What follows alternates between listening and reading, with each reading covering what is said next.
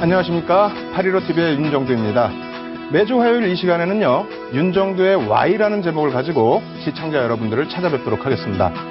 Y, 주식시장에 어떠한 이유로 흐름이 진행되고 있는 것일까? 그리고 이 종목에 대해서는 어떠한 이유가 있어서 이렇게 움직임이 나타나는 것일까? 그리고 어떠한 종목이든 주도주가 나타날 수가 있습니다. 주도주가 또 될 수 있고요. 이러한 종목들은 언제 편입을 해야 되는 것일까? 이러한 궁금증들을 속 시원하게 풀어드리는 시간 갖도록 하겠습니다. 오늘 첫 번째 순서 이어드리도록 하겠습니다.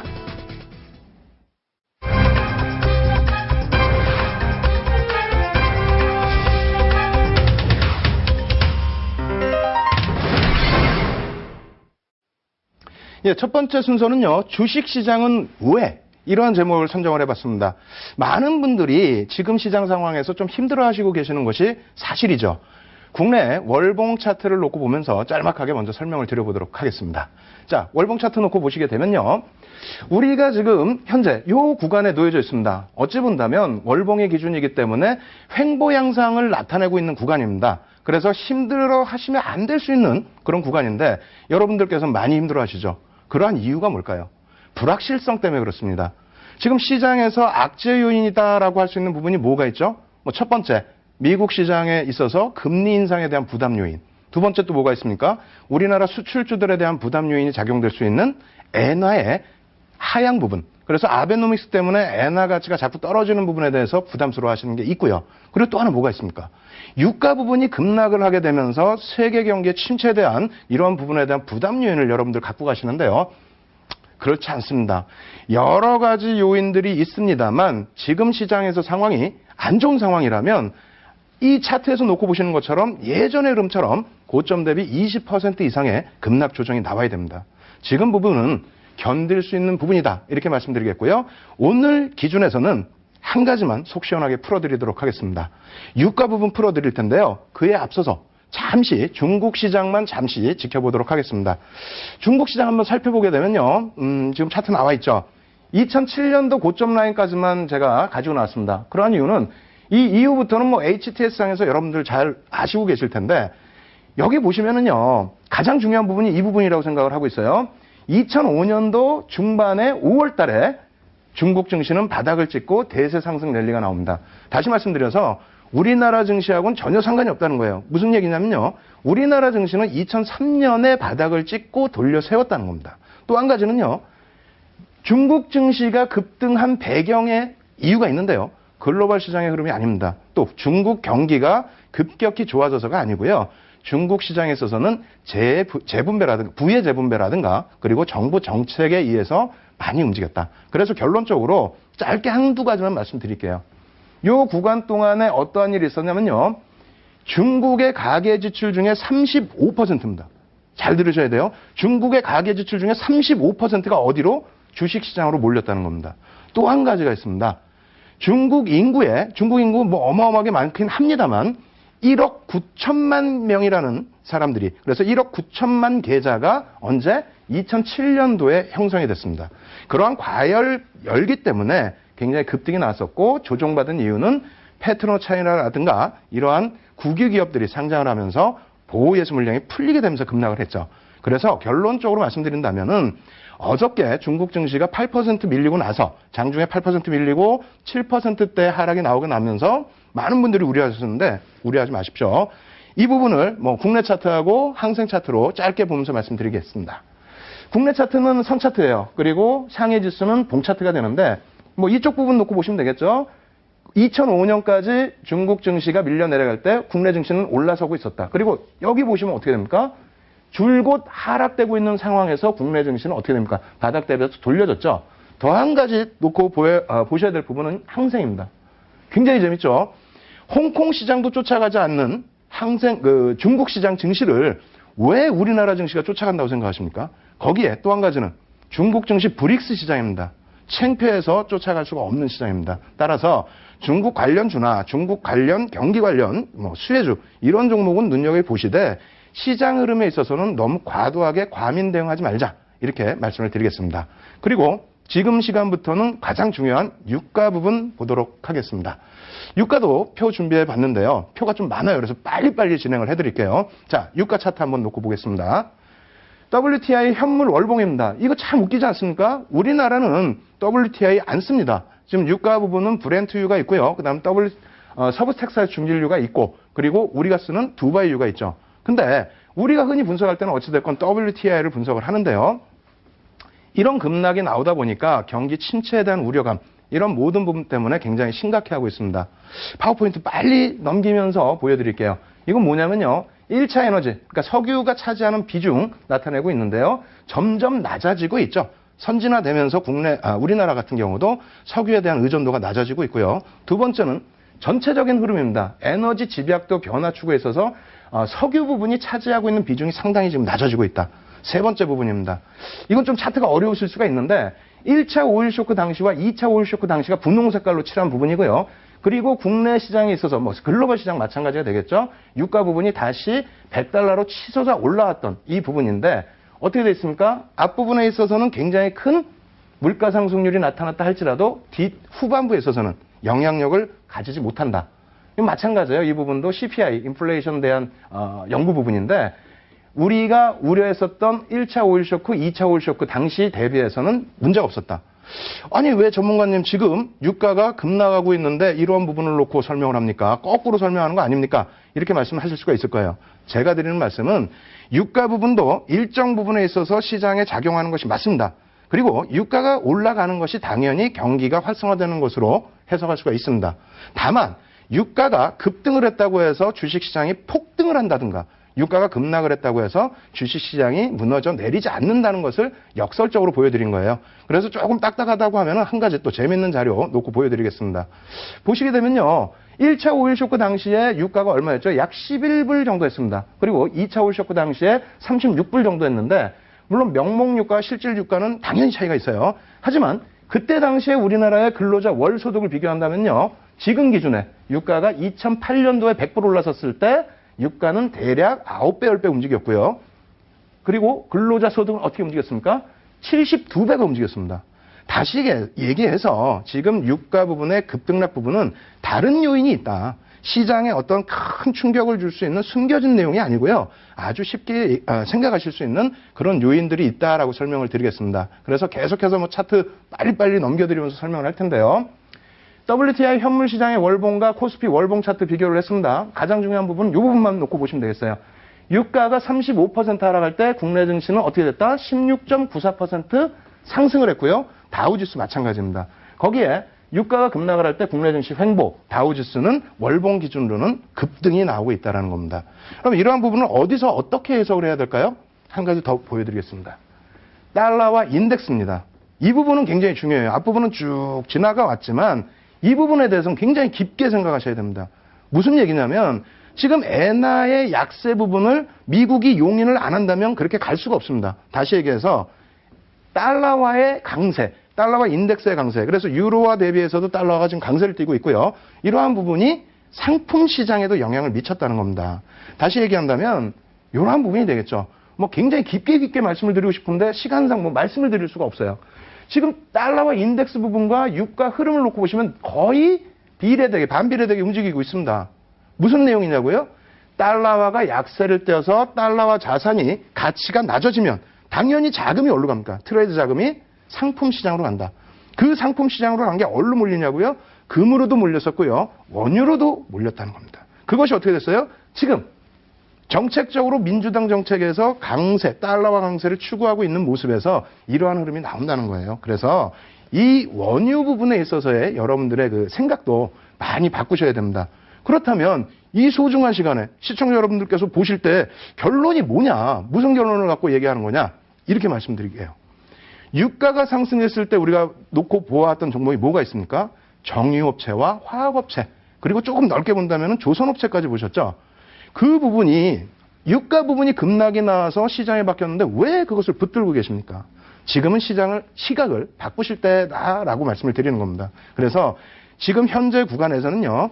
유가가 다시 반등이 돼서 올라온다 할지라도 일단은 원유의 하락 부분에 대한 수혜 부분 아직까지 표출이 다 안 돼 있어요. 뭐 대한항공이라든가 아시아나항공이라든가 실적 개선폭이 나타날 수 있는 부분 그리고 해운주들 같은 경우에도 당연히 실적 개선이 나타날 수 있고요. 넓게 본다면 IT, 수출주들의 경우에도 물류비가 인하되기 때문에 굉장히 긍정적으로 놓고 보실 수 있다. 따라서 유가 부분에 대해서 부담 요인만 가지지 마시고 조금 차분하게 긍정적으로 생각하셔서 좋은 종목 잡아 나가시라고 권해드리겠습니다. 마지막으로 그림 하나만 딱 더 보여드릴게요. CRB 차트입니다. 이 CRB 차트라는 건 뭔지 아시죠? 21개의 원자재 가격 통합을 해서 영국에서 발표하는 차트예요. 이 부분이 원유 부분에 있어서 조금 왜곡되는 현상이 있긴 합니다만 이 부분 놓고 보시면서요. 앞서 말씀드린 것처럼 어떻게 한다? 원자재 관련 종목군들에 대해서 우리가 시각을 다시 한번 가지고 가야 되는 시점이다. 이렇게 말씀을 드리겠습니다.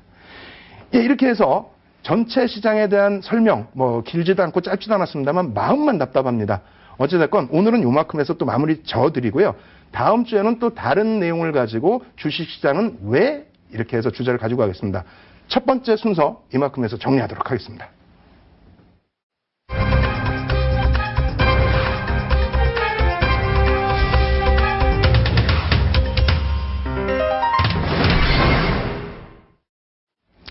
예, 시장도 굉장히 궁금하시겠지만은 종목에 대한 궁금증도 여러분들 결코 떨쳐버리실 수가 없죠. 그래서 준비했습니다. 이 종목은 왜?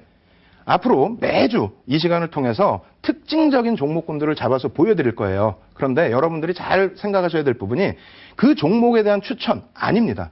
여러분들이 낚시하시는 방법, 그 방법을 배우시라고 말씀드리는 거예요. 그렇다면은 기술적 분석이냐? 그것도 아닙니다.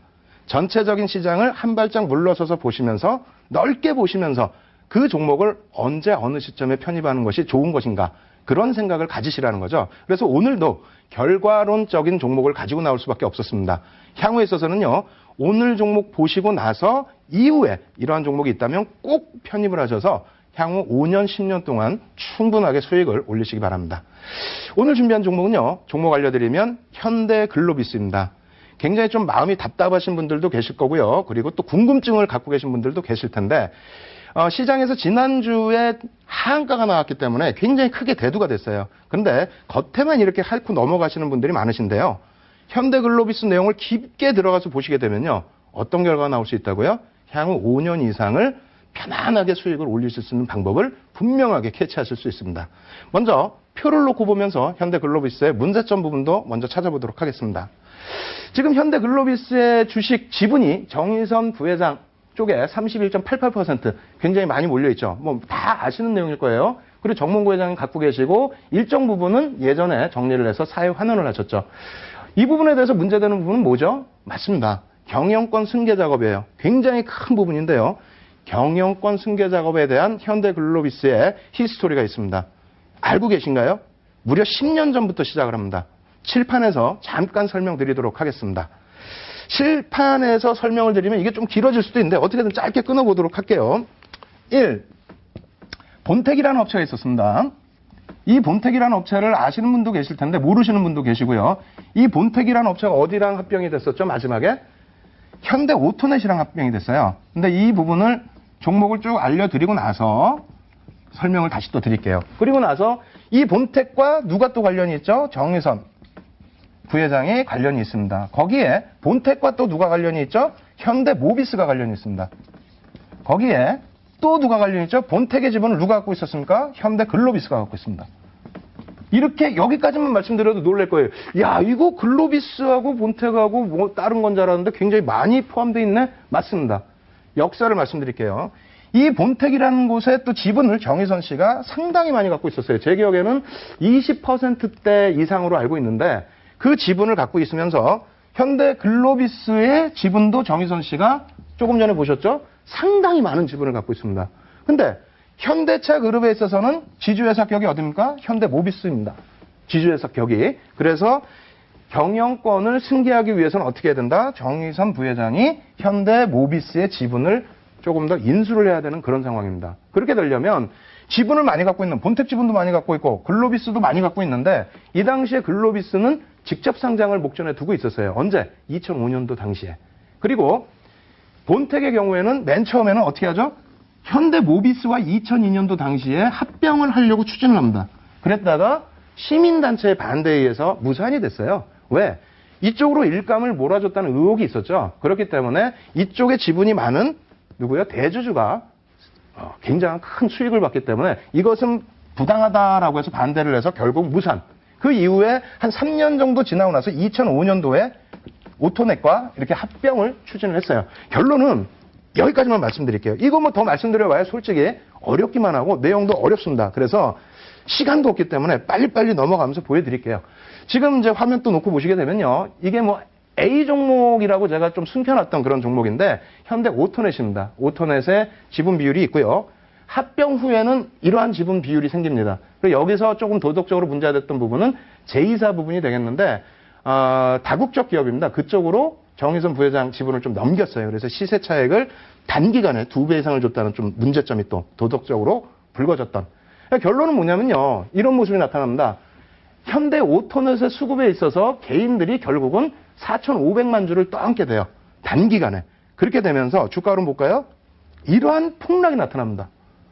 근데 앞선 부분에 제가 분명히 말씀드렸죠. 제가 지금 상장 폐지된 합병돼서 없어진 종목 갖고 나와서 야 폭락 나왔다 뭐 이거 어떻게 그런 얘기가 아닙니다. 앞전 부분을 보셔야 되겠죠. 폭등을 했어요. 얼마? 371%.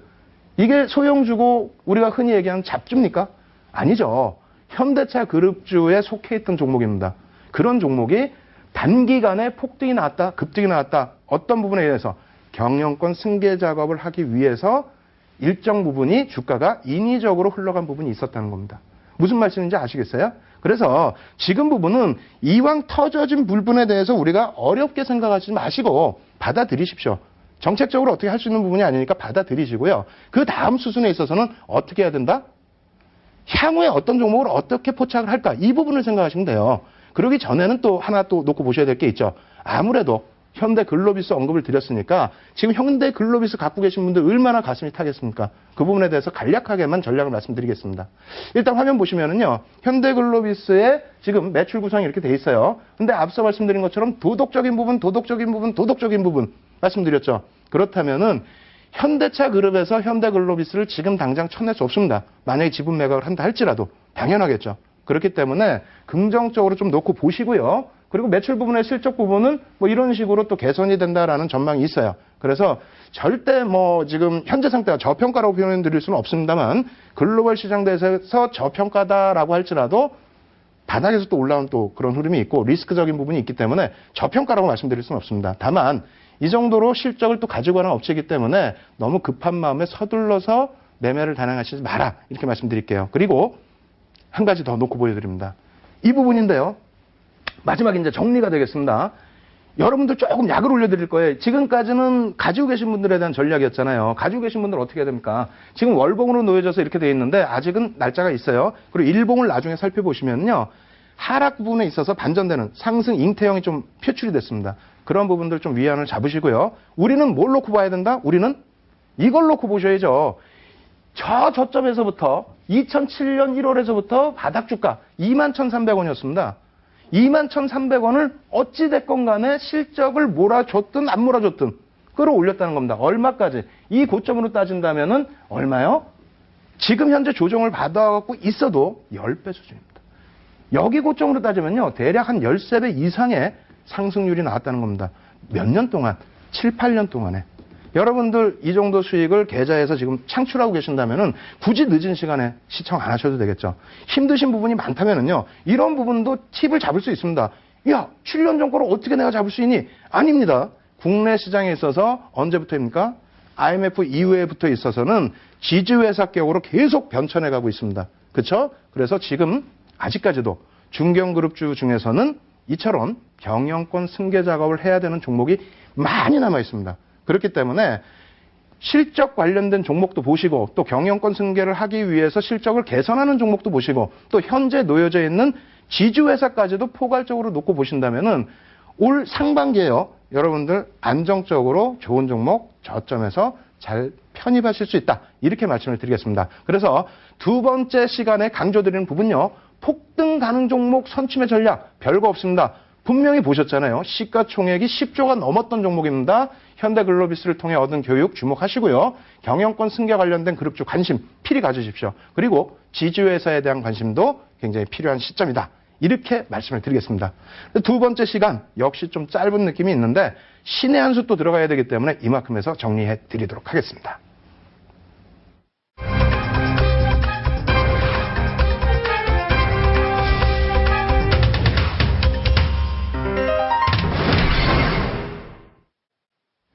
예, 신의 한 수, 예, 굉장히 좀, 어찌 보면은, 저도 이 단어를 보면서 뭉클한 적이 있었습니다. 지금 방송 나오기 전에 많은 준비를 했어요. 한 달 정도 준비를 하면서, 과연 여러분들께 어떤 내용을 전해드려야 그나마 좀 와닿으실 수 있을까, 그런 생각을 많이 했는데요. 어찌 보면 오늘부터 제가 한 4주 정도까지는 일단 시장 주도주 포착 방법을 알려드릴 거예요. 그 부분을 가장 앞부분에 내세운 이유는 제가 그것을 바탕으로 해서 실전대회에 나가서 수익률 대회에서 6차례 이상 1위를 했기 때문에 그렇습니다. 그리고 또 한 가지는요. 2007년도에 어떻습니까?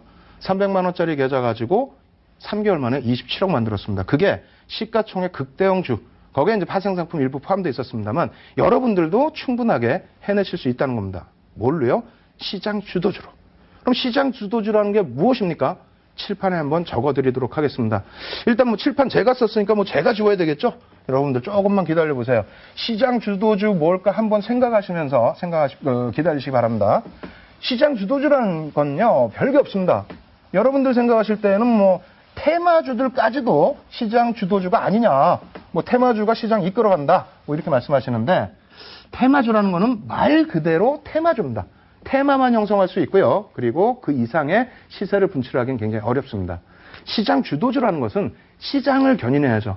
나만 배부르다고 되겠습니까? 시장을 이끌어가면서 다른 쪽도 수익 줄 수 있는, 다시 얘기한다면 첫 번째 시장 주도주는 뭐다? 시장 지수를 견인할 수 있는, 짧게 쓸게요. 시장 지수를 견인할 수 있는 업종 대표주다. 이렇게 적겠습니다.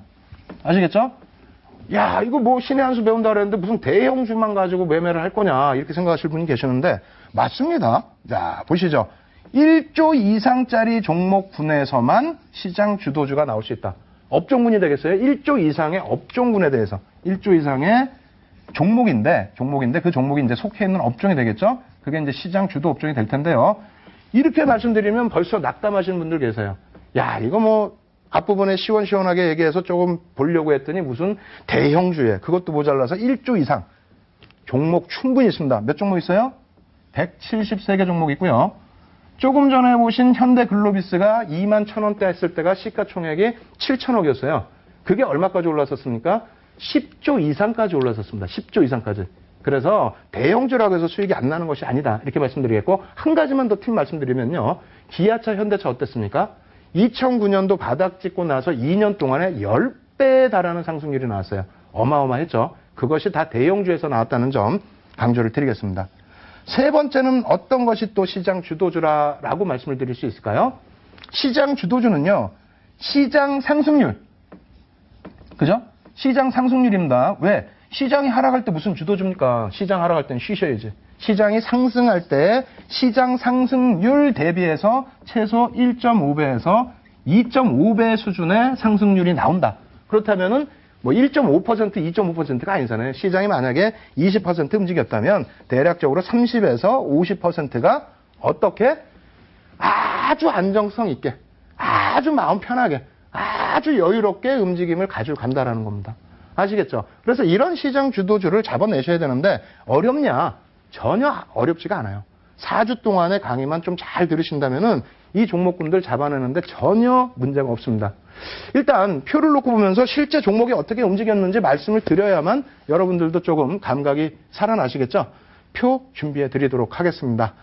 지난 그 흐름까지의 그 시장 주도주들 가지고 나왔는데요. 어떻게 돼 있죠? 2003년부터 2004년까지 코스피 지수 512포인트 찍고 고점 939포인트까지 올라왔을 때 83%의 상승률이 나왔을 때 2003, 4년 주도주가 뭐죠? 환율이 어떻게 돼 있었습니까? 환율 1,100원대에 아주 기가 막히게 방어 잘해주고 있었습니다. 그렇게 되면서 삼성전자, 현대차 상승률 얼마예요? 지금에는 솔직히 좀 못 미치죠. 근데 이때는 뭐 시장의 변동성이 클 때가 아니기 때문에 무려 145%, 168%인데요. 삼성전자 한번 놓고 생각을 해보세요. 우리나라 시가총액 1위 업체입니다. 1위 종목을 가지고도 이렇게 수익을 낼 수 있다는 겁니다. 다시 말씀드려서 저와 함께 이 주도주를 바탕으로 올해 큰 수익을 한번 내보시고 싶다 하시는 분들은요. 내일 무조건 삼성전자 한 주는 편입을 하셔야 됩니다. 왜? 시장에 대한 자신감이 없는데 무슨 종목으로 수익을 내실 겁니까? 테마주로 가시면 된다고요? 혹은 옆에 도망가서 잘 자란 종목으로 내시면 된다고요? 그렇다 하실지라도 시장에 대한 신뢰, 믿음, 삼성전자 한 주만 갖고 계셔도 따뜻할 겁니다. 마음이 편안하실 거예요. 그래서 아무리 삼성전자가 비싼 가격에 거래된다 할지라도 내일 기준에 삼성전자 상한가 나오더라도 한 주는 꼭 편입하십시오. 아시겠죠? 자, 그 다음 설명 계속해서 이어가도록 하겠습니다. 두 번째 놓고 보시게 되면요. 국민은행과 삼성화재입니다. 저때 2005년도에 어떻게 됐었죠? 금융주들이 굉장히 강세를 뗐었어요. 시장 정책 자체가 금융 쪽에서, 금리 쪽에서 우호적인 분위기, 그런 분위기에 힘입어서 처음에는 화재 종목들, 그죠? 보험업체들, 그리고 두 번째는 은행주들, 세 번째는 뭐가 왔어요? 증권주가 왔어요. 근데 증권주는 시가총액이 1조 넘는 종목이 몇 종목 없습니다. 그래서 증권주는 좀 배제를 하시는데 어찌됐건 간에 시장 대비해서 2배 이상의 상승률이 나왔다는 점 기억해 두시고요. 2007년도에 어떻게 됐죠? 포스코와 현대중공업 있습니다. 포스코와 현대중공업 사실은 중국 관련주 아닙니다. 저는 명백하게 그렇게 말씀드릴 수 있는데 저 이외에 많은 분들은 중국 수혜주라고 하더라고요. 어찌됐건 간에 뭐 중국 수혜주가 됐건 뭐가 됐건 이때 대선이 좀 껴 있었는데요. 여러 가지 요인에 의해서 그 무거운 포스코가 얼마 움직입니까? 168%, 현대중공업이 358%. 야, 지금 수익률만 놓고 보시더라도 어떻습니까? 가슴이 상당히 많이 떨리실 거예요. 저도 그렇습니다. 옛날 생각도 나고. 근데 여러분들께서는 지금도 계좌가 어려우신 분들이 많으실 겁니다. 왜? 주도주를 못 잡고 또 나만의 기준이 없기 때문에 자꾸 내동매매를 하시다 보니까 이러한 종목군들을 못 잡고 놓쳐서 그렇다는 거예요. 그럼 선생님 최근 거 보여주지 왜 자꾸 옛날 거? 최근 거 말씀드리지 않았습니까? 최근 거는 HTS에서 검색하시면 돼요. 얼마 전까지 뭐가 있었습니까? 정유주, 화학업체 있었잖아요. 그리고 현대차, 기아차 또 언급도 드렸었죠. 최근의 건 없겠습니까? 최근 종목도 있습니다. 그러한 부분들을 포착해서 잡기 위해서는 무엇이 중요하다? 낚시하는 방법, 교육부터 받으시라는 겁니다. 그래서 표를 하나 또 더 놓고 보여드리면서 설명드리겠습니다. 표를 놓고 보시면은요, 이렇게 비율이 돼 있어요. 이것은 누구 기준이냐? 매집 비율, 견인 주가 상승률, 누구 기준이냐? 하면은 뭐 윤정두 기준입니다. 죄송하지만은 이거 뭐 어디 교과서에 나온 것도 아니고 제 기준이에요. 한 30년 정도 됐어요. 제가 주식한 지가. 30년 동안 흐름을 놓고 봤을 때 1조 이상 173개 종목쯤 있는데요. 시가총액 1조 이상 종목군에 있어서 2.5에서 5% 정도의 매집 비율이 형성이 되면 어떻게 된다? 약 20에서 30%의 주가가 움직입니다. 왜 그렇겠습니까? 편입을 하는데 당연히 움직일 거 아닙니까? 매수를 하는데 1조 이상의 대형주는 어떻게 돼요? 대주주 지분이 있고요. 외국인 지분이 있고요. 기관 지분이 있고요. 그것 빼고 나면 유통 물량이 얼마 없어요. 유통 물량이 1-20% 될까요? 그 정도에서 2.5에서 5%를 매집한다? 당연히 주가 움직이죠. 그런데 이런 경우가 있습니다. 5%까지 매집을 했는데 차익 실현하는 경우가 있어요. 시장 상황에 따라서 차익 실현할 수도 있는 거 아닙니까? 차익 실현을 하고 빠져나가는 경우는 우리가 흔히 얘기해서 단기 테마주. 대형주도 테마가 형성되죠. 그래서 테마주로서 움직임을 가지고 갔다. 이렇게 해석을 하실 수가 있겠습니다. 두 번째는 어떤 매집 국면이 있는지 같이 또 화면을 통해서 놓고 보도록 하겠습니다. 놓고 보시게 되면요. 2차 매집 국면 어떻게 됩니까? 5에서 10%입니다. 이거 굉장히 많은 물량이에요. 단순하게 말씀드린다면요. 하이닉스 주식수가요. 제가 지금 기억하기로는 7억 2천만 주 정도 돼요. 7억 2천만 주의 10%는 어떻게 됩니까? 7,200만 주예요. 7,200만 주. 그 주식을 매수하면 어떻게 되겠어요? 약 30에서 50%의 상승률이 나온다는 겁니다. 세 번째입니다. 매집 국면 10에서 15% 매집이 됐다. 이거는 시장 주도주입니다. 시장 주도지 아니고서는 저 정도의 지분을 편입하기가 어렵습니다. 왜? 외국인이나 기관이 한 명이 아니잖아요. 전체 자산 운용사뿐만 아니라 여러 가지 투신 쪽, 그 밖에 기타 법인 쪽 전부 합산해서 기관 외국인을 환산을 해본다고 했을 때 한 군데서 매집하는 게 아니고 같이 움직여줍니다. 어떤 주를 바탕으로? 실적이 개선될 수 있는, 예를 든다면 유가가 하락해서 유가 원유 부분에 대해서 원가 절감이 돼서 실적이 개선될 수 있는 한전도 사실상 그런 호재거리에 놓여져 있는 종목 중에 하나입니다만 그런 종목군들에 대해서는 우리보다 조금 더 공부를 한 기관 투자자들, 외국계 투자가들도 편입을 많이 할 수 있다는 겁니다. 어찌됐건 간에요. 10에서 15% 편입을 하게 되면 50% 이상 상승이 나온다. 여기까지 말씀드리면요. 또 이렇게 생각하십니다. 다 알겠는데 매집해서 저렇게 오르면 언제 사라는 얘기냐. 그 전에 살 수 있는 방법 알려준다고 한 거 아니냐. 그 방법 내놔라. 당연히 그렇게 말씀하실 것 같아요. 다시 칠판에서 말씀을 드리겠습니다. 역시 제가 또 지워야 되겠죠. 지워야 되는데 이번에는 무슨 생각하시고 계실 거예요? 야, 윤정두가 저런 종목군들을 편입할 수 있는 비법을 알려준다고 했으니까 내가 적어야지 이렇게 생각하실 텐데 뭐 적으셔도 좋습니다만 그냥 이해만 하세요. 왜 그렇게 움직이는지를 이해만 하시는 게 더 빠릅니다. 자, 보겠습니다. 이번엔 좀 중요한 거 빨간색 쓸게요. 첫 번째, 뭐 단순해요. 어찌 보면 단순합니다. 시장이 상승장일 때는 어떻게 해야 되는지 아십니까? 이것도 제 기준입니다. 10% 수준의 프리미엄을 얹어주고 분할 매수를 한답니다. 무슨 얘기인지 이해가 되세요? 여러분들의 HTS 잘 보시면은요, 예를 들어서 어떤 종목이 개인들이 이렇게 물량을 뺏겼어요. 왜? 외국인이든 기관이든 혹은 쌍끌이든 혹은 한쪽에서 사서 개인들이 이렇게 물량을 뺏겼다는 겁니다. 물량을 뺏겼을 때 주가가 어떻게 되겠습니까? 급하게 안 가요. 처음에 절대 급하게 안 갑니다. 그 바보입니까? 급하게 막 위로 사게?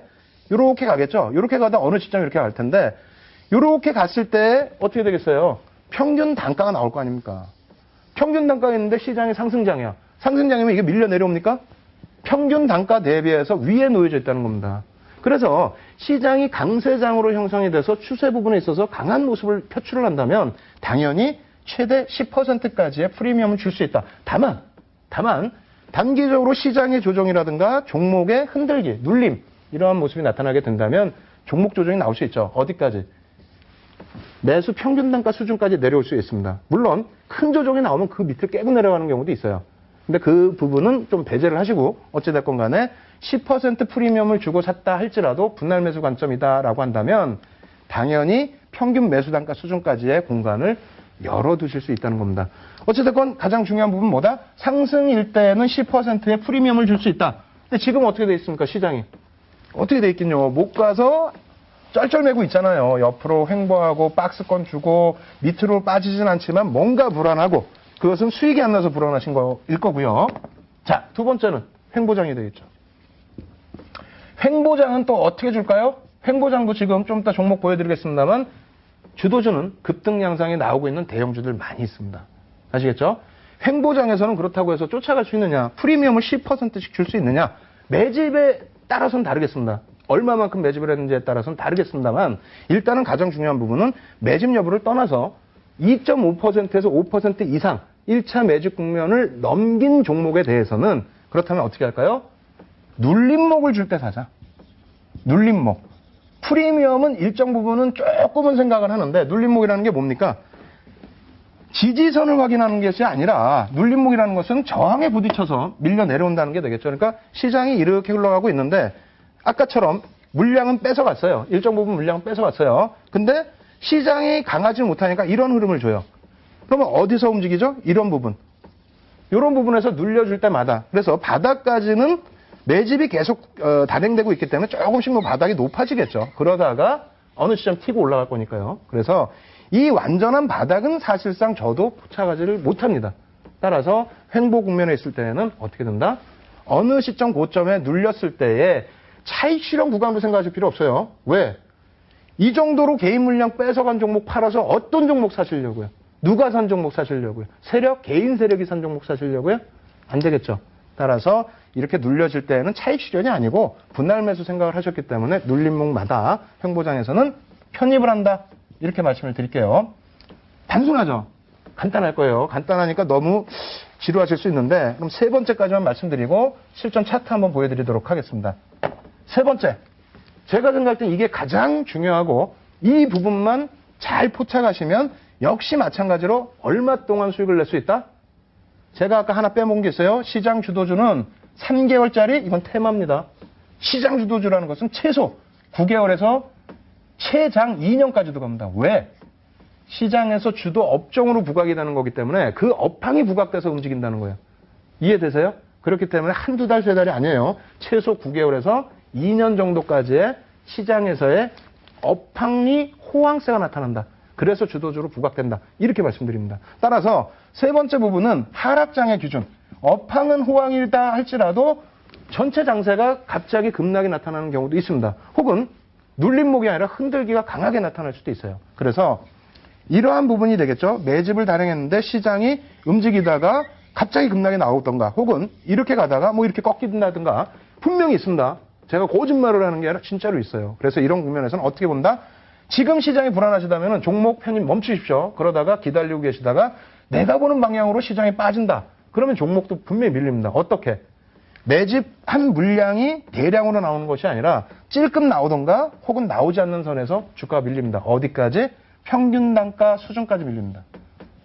평균 단가 수준 이하로 주가가 밀렸다? 땡큐죠. 하나님 감사합니다 하고 매수하셔야죠. 왜? 윤정두보다도 똑똑하고 윤정두보다도 공부를 많이 한 외국계 투자가들, 국내 투자가분들, 우리나라 증권회사 뭐 객장에 계신 분들도 마찬가지고요. 공부 안 하신 분들 안 계세요. 특히 운영사에 계신 분들은 공부 어마어마하게 합니다. 그런 분들이 좋다라고 편입한 종목의 평균 단가가 일시적인 조정에 의해서 무너져 내려왔다? 근데 보니까 매도한 물량도 없이 빠졌다? 어떻게 해야 됩니까? 당연히 그런 종목은 관심권에 놓아두시고 편입을 하셔야 된다는 겁니다. 다시 표를 놓고 보면서 설명을 빨리빨리 진행해 보도록 하겠습니다. 먼저 첫 번째 표 놓고 보여드릴 텐데요. 10조 이상짜리 종목, 5조 이상짜리 종목, 2조 이상짜리 뭐 쭉 했습니다. 결론은 뭐 몇 개요? 174개의 종목이 있다. 이 중에서는 우리가 충분히 들어갈 종목들이 많다. 이렇게 말씀드리겠고요. 실전 차트 이제 보여드리면서 설명을 드리도록 하겠습니다. 오늘 실전 부분을 몇 개나 보여드릴 수 있을지 잘 모르겠습니다만 일부러 또 옛날 거 갖고 왔어요. 2006년부터 2007년 거까지 갖고 왔습니다. 최근 것도 뒷부분에 또 보여드릴게요. 이 구간에 있어서 2006년 7월 31일부터 2007년 5월 16일까지 어찌 보면 1년이기 때문에 길다 하실 수 있는데 그럼 끝자락에 들어가시면 돼요. 매집 끝자락에. 그래서 개인 투자자 지분을 얼마? 730만 주. 동국제강이 당시에 상장 주식수가 6천만 주 정도 됐어요. 5,500만 주, 6천만 주 이 정도 됐는데 거기에서 730만 주, 약 12%를 약탈을 해갔습니다. 그럼 주가 흐름이 어떻게 나올까요? 당연히 폭등 나오겠죠. 예? 어떻게 됐어요? 매집 평균 단가 23,000원에서 25,000원. 지금은 HTS에서 매주 평균 단가 추정치까지 나와요. 저처럼 막 계산을 안 해도 됩니다. 그래서 이 정도의 매집 단가가 형성됐는데 결론은 어떻게 됩니까? 시장 지수 흐름이고요. 종목은 쭉 올라서서 얼마까지? 7월 고점 기준은 15,000원 상승해서 60%의 상승, 10월 고점 기준은 180%의 상승이 나옵니다.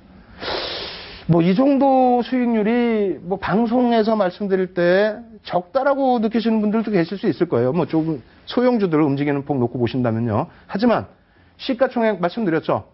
6천만 주라고 기준 잡으면 6만 원이면 얼마입니까? 3조 6천억입니다. 그런 종목이 이렇게 움직였다?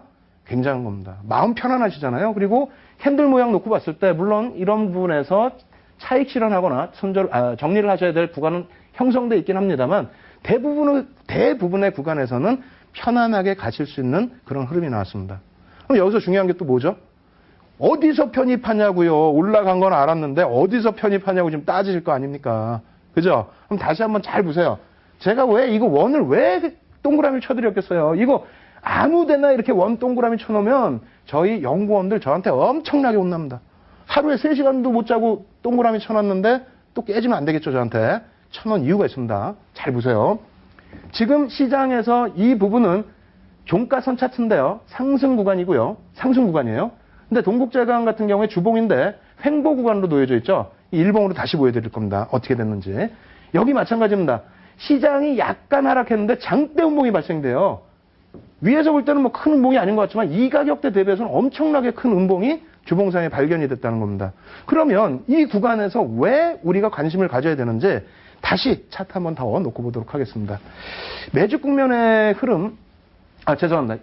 유가증권 시장 그 당시의 흐름 다시 한번 확인해드리고 매주 국면의 흐름 보여드릴게요. 아까 말씀드린 첫 번째 동그라미, 두 번째 동그라미입니다. 그래서 시장은 얼마 빠졌어요? 6.2%의 조정이 나왔어요. 좀 많이 나왔죠? 이때 기억나십니까? 무슨 조정인지? 세제 부분에 대해서 악재가 있었어요. 그래서 단기 급락했다가 지금 뭐 고인이 되셨지만 노무현 대통령께서 직접 담화를 발표하셨죠? 세제 부분에 그런 문제 없다라고 해서 시장이 다시 안정을 찾았고요. 그리고 나서 이때 부분입니다. 이때는 약 1.3% 상승 구간이었는데 특징적으로 말씀드린 이유는 저 당시에 동국제강의 흐름이 이렇게 흘러갔다는 겁니다. 지금 뭐 보시게 되면요. 어떻게 되어 있습니까? 350만 주, 약 6% 정도의 매집이 단행돼 있어요. 그렇게 되면 어떻게 돼요? 1차 매집 구간이잖아요. 1차 매집 구간이어서 주가가 어떻게 됩니까? 급격히 올라섰습니다. 급격히. 그러다가 연초 부분에 있어서 시장 몇 프로 빠졌다고요? 6% 빠질 때 이러한 매집 종목이 17.6% 하락했다는 거예요. 지분은 어느 정도 변동됐는지 조금 이따가 보여드릴게요. 그리고 나서 여기는 어떻게 됩니까? 여기는. 지금 시장은 1% 올라갔는데 9.3% 하락을 했어요. 왜? 두 구간에 대한 악재가 있습니다. 어떤 악재요? 이때만 하더라도 중국 수에 이런 언급이 별로 없었어요. 왜? 중국 시장이 2005년 바닥 찍고 폭등 나오기 직전입니다. 7월이면. 그래서 이 구간에서는 국내 증시 악재도 있었고요. 뭐 중국발 악재 요인, 중국강 철강주들의 저가 덤핑 물량들이 들어올 수 있다라든가 이런 악재 요인 때문에 한 번 더 눌러버렸고요. 여기서도 마찬가지입니다. 중국 관련해서 뭐 중국의 경기가 어쩌고 저쩌고 결론적으로 눌러진 흐름이 되는데 다시 보겠습니다. 맨 첫 화면에 보여드렸던 화면인데 그때는 잘 못 보셨죠. 빨리 넘겨드려서 놓고 보시면 어떻게 됩니까? 요 구간입니다. 시장이 6% 조정받고 동국제강이 17%든가요? 그 정도 조정받을 때 외국인들 기관들이 개인에게 넘긴 물량 얼마요? 6% 매집한 이후에 1.2에서 1.5% 떠넘기고 그냥 평균 단가 이하로 끌고 내려갔다는 거예요. 무시무시하게. 그러고 나서 어떻게 됩니까? 여기서요. 추가적으로 더 사요. 더 사서 12% 매집을 해놓고도 어떻게 합니까? 살짝 던지면서 주가 시장 1.3% 하는데 9% 밀어버렸어요. 적은 조정인 것 같죠? 아닙니다. 그 당시엔 변동성이 이렇게 클 때가 아니에요. 거기다가 시장이 가는데 중국발 악재? 전혀 아니라는 거죠. 지금 다시 한번 잘 생각을 해보십시오. 이러한 종목군들을 어디에서 편입하셔야 돼요? 어떻게 됩니까? 시장이 상승장이잖아요. 상승장인데 상승장이어서 그렇다면 동국제강을 그 당시에 편입을 했다. 손절할 구간이었나요? 아니라는 거죠. 혹은 시장이 상승장이었는데 동국제강도 올라가고 있었어요. 보니까 매집이 돼 있어요. 근데 시장 조금 조정을 빌미로 해서 흔들어서 주가 이빨 빼서 개인 물량을 더 털어내고 있다면 그 구간이 편입 구간이 된다는 겁니다. 그럼 분명히 말씀드리다시피 자, 이 종목 보셨죠? 제가 그때 당시에 추천을 드려서 이만큼 갔습니다. 그 내용입니까 지금? 아니잖아요. 매집된 거 보여드렸죠? 야, 매집됐으니까 이만큼 갔습니까? 갔습니다. 그 내용입니까? 아니잖아요. 뭡니까 결론은? 흔들었을 때 물량 뺐을 때 주가 뺐을 때 잡을 수 있었다. 그때 잡았으면 수익이 났다라는 부분 강조드리는 거죠. 다시 한번 조금 전에 보여드렸던 일봉 차트 놓고 보면서 다시 강조를 드리겠습니다. 한번 보시죠. 조정받았죠 분명히. 시장 올라가는데 또 음봉 발생됐죠. 일봉상으로는 9% 빠졌고요. 어떻게 됐습니까? 60% 상승, 그 다음 어떻게 됐습니까? 180%의 상승. 잡으실 수 있으셨어요? 못 잡으셨어요? 잡으실 수 있으셨죠? 어떤 걸로? 시장 주도주, 철강업종 시장 주도주였습니다. 포스코를 필두로 잡으실 수 있었고요. 주가 부분 어떻게 되어 있습니까?